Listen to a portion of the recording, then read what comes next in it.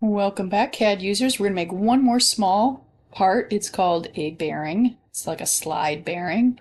So I'm going to go back into my file and create a new part that we will rename bearing. And then I'm going to go into my front view and draw two circles inside of each other. We can go ahead and dimension these. The outside circle will be 0.75. The inside circle will be 0.5. And then I'm going to zoom in a little. We're going to make a line here, and I'm going to give it an angle of 60 degrees. There that is. I'll go ahead and I want to make one of those on the other side. So I'm going to mirror that.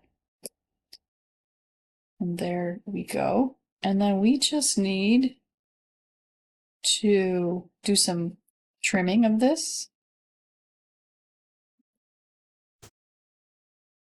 so that we have this nice bearing part that will slide on, and then we can go ahead and extrude that back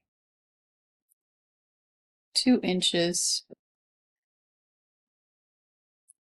There's our bearing. I'm going to change the color of this part and make it kind of a white color and change the material. This is going to be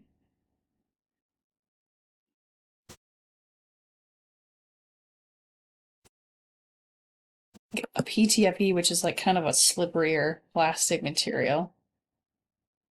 So that it kind of sits in there and helps us slide. That is our last part that we need before you can move on. The assembly is quite a lot of fasteners, but it's not super difficult, so it's going to come to you in some parts. Save this and then get ready for your assembly.